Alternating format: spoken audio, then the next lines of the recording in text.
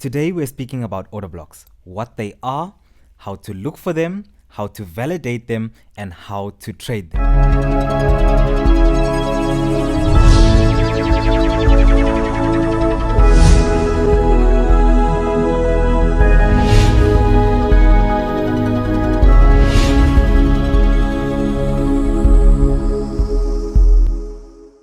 What's up guys, welcome back to the channel. This is me, T.Mayne, back again with more value added content as usual. Now guys, as the title suggests guys, we're going to be getting into those order blocks. So to begin guys, we're gonna start off with what are order blocks to begin with. Now I'm gonna create, first of all, before we get to the actual candlestick confirmation, let's explain to you guys what they are. Now typically we identify markets according to the trend. Now, what an order block is as we're moving to the upside, the last green candle at the top before the move down that violates our support structure is our order block. And that is basically what we would call a bearish order block. Why? Because we expect that when prices do come back into this order block, we see bearishness of this order block. Now, inversely as well, we have what we would call a bullish order block. Now, a bullish order block would be during this move to the downside, the last red candle before the move to the upside that violates our resistance structures would be considered our order block. Why? This is a bullish order block because when we do expect prices, or if prices do come back into this region, we expect to see bullish continuation. Now that we understand generally and basically the simplest form of what a bearish order block is and what a bullish order block is, now I'm going to explain to you guys the institutional reason behind why order blocks function as order blocks in the first place. Now, what's happening when an order block is created is, for example, let's just talk about a bearish order block. Let's just say maybe we have prices moving to the upside and we see this last green candle over here before the move to the downside that violates our structure. So this is our order block. This is our green candlestick.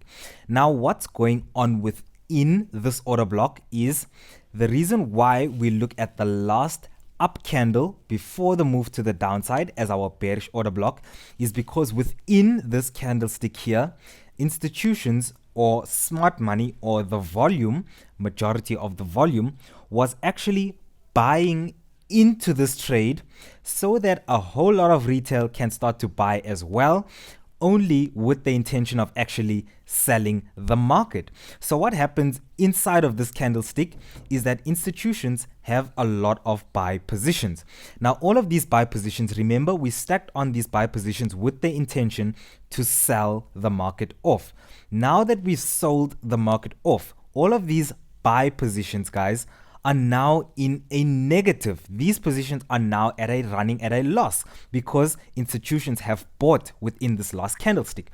Now, the reason why we expect these order blocks to hold is because when prices do come back into this order block, the only reason why prices are coming back into this order block is so that institutions can close out all of their buy positions that are in a negative after they've already begun to add their sells along the way down. Now, what happens when prices come back to this area of value? They begin to add their selling trades again. Now, that is basically the whole concept behind our order blocks and why an order block is an order block. An order block is basically the last block of orders that were put in by institutions that market needs to come back and mitigate. So we need to come back and close these buy orders before the market can continue on its rally down. Now that we've discussed that whole principle, now I'm gonna have you guys look at these two different candlesticks and tell me what you guys see. And definitely from a retail perspective, what we would call this would be a bullish engulfing candlestick pattern. And what we would call this on our right hand side would be called a bearish engulfing candlestick.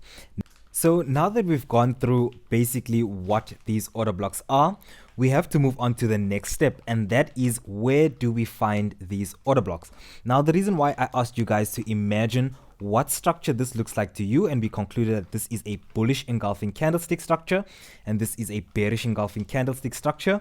Now that we've identified that, where do we primarily look for our bullish and bearish engulfing candlesticks? At either support for a bullish engulfing candlestick or resistance for a bearish engulfing candlestick. So that, guys, concludes where do we look for these order blocks. We only look for order blocks at levels of structure, support or resistance. You can also include your dynamic support and resistance, which is obviously your trend lines. Maybe if you have an ascending trend line and obviously you get a bullish engulfing candlestick off that, that is still valid, that is still structure, but nonetheless we only look for order blocks at support, resistance of any kind, whether it's horizontal or whether it is diagonal, only at support and resistance. Now that we've discussed where to look for these patterns, now we need to talk about how to validate these structures. Remember, we spoke about basically what our bullish order block looks like, and our bullish order block is the last down candle before the move to the upside that violates structure. So how I validate these order blocks is I look for mainly a couple of things. Number one, what I want to see is I want to see momentum away from our last down candle. So I validate these structures. Remember, we're talking about how to validate an order block. Now we validate these structures by obviously having a set criteria. Now, part of my criteria is that I need to see momentum away from my last down candle before the move to the upside that has violated my structure. I need to see some momentum away from this bearish candlestick. Now, another thing that I can have as my confluences to validate these structures is if we have previous support and we then see our last down move that then obviously breaks back into structure, we can then expect that because we've seen prices breaking back into structure, this order block is maybe a valid order block. So when prices come back down into this bullish order block, then we obviously begin to look for our buying opportunities. Now, another thing, guys, and I feel like maybe this is one of the most important parts of this whole order block or trading order blocks, is that after we find our momentum away from our order block, what we want to see is what we don't want to see is we don't want to see prices coming into our order block. So occasionally we know that maybe we'll have this move to the upside and there might be some wicks to the downside. If a wick ever comes into our order block, this order block is less valid. So if we don't see a wick coming into our order block, we understand that that order block has more potential to be filled in at a later stage. Now, the reason why I also asked you guys to kind of think about what structures these look like, bearish and bullish engulfing candlesticks, is because that's how you guys will remember the name of the candlestick. Once you see a bullish engulfing candlestick, then you know that this is a bullish order block where you're looking at the last down candle in this bullish engulfing candlestick for some upside continuation. Now, inversely, if we see this bearish engulfing candlestick pattern, we can understand that this is a bearish order block where we are looking for bearish continuation when prices do come back into this order block. Now, guys, we're going to go over how do we actually trade these order blocks. Now, usually when I'm trading order blocks, guys, I like to do what some traders call a 1-bar stop. Now, we'll use this bearish engulfing candlestick or this bearish order block as an example. What I want us to kind of point out here in this bearish engulfing candlestick or this bearish order block is maybe we might have a wick to the upside on this candlestick. So, or maybe even on our green candlestick. So what I like to do is I like to only highlight the body of our bearish order block, which is the last bullish candle before the move to the downside that has violated some structure. Once I have that, I also, in addition, add a nice resistance or a horizontal line across the highs of our wicks. Why do I do that? Because where my stop loss is most likely to be is above these highs. Why above these highs? Because if prices violate this high of our order block, that immediately invalidates this as an order block, guys. Order blocks, prices don't go above valid order blocks, and that's what we need to get in mind. If we are really trading an order block in this case, what we can do, and this is what a lot of traders do, this is what I do sometimes, but because I love to wait for that candlestick confirmation within my order block area, I don't do this very often. But what a lot of traders do is they set their limit orders or their stop orders at the body or the low of this bullish order block. So obviously, if prices do come into this order block, they'll be triggered into the trade, and we're not expecting prices to go above these highs, so stops above the highs.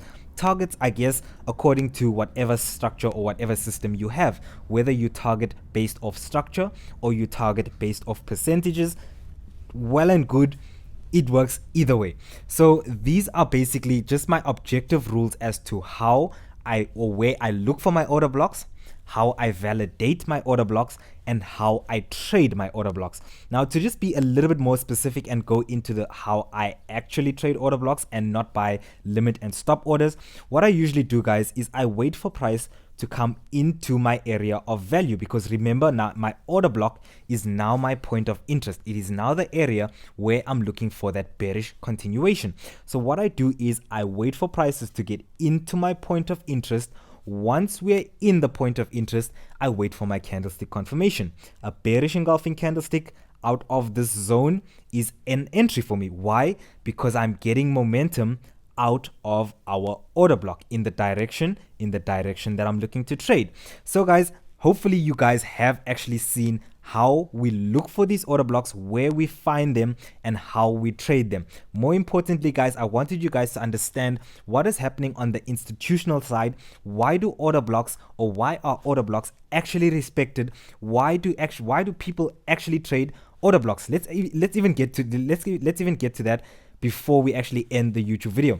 So why people actually trade order blocks is because we're expecting bearish price action. We're expecting that the institutions that were involved in this sell causing this bearish engulfing candlestick, when prices do come back into this area of value, remember, when someone buys into a position, when they close that buy, they are selling back whatever they bought. So if you think about it, when institutions close out all of these buys that they opened in this last bullish candlestick, what does that cause? That causes selling pressure, because all of that multitude of buys, when they close those positions, they are selling back their orders to the market. Guys, hopefully you've received the value that was intended for you guys. We have reached the end of this YouTube video. If you've enjoyed the content, guys, definitely do drop the video a like. If it's your first time on the channel, please do subscribe, because we will appreciate it. The goal is to get to 1K so that we can start live streaming on YouTube, have these conversations in person. How amazing would that be? Otherwise, guys, enjoy the rest of your guys' week. Have a good one. Cheers.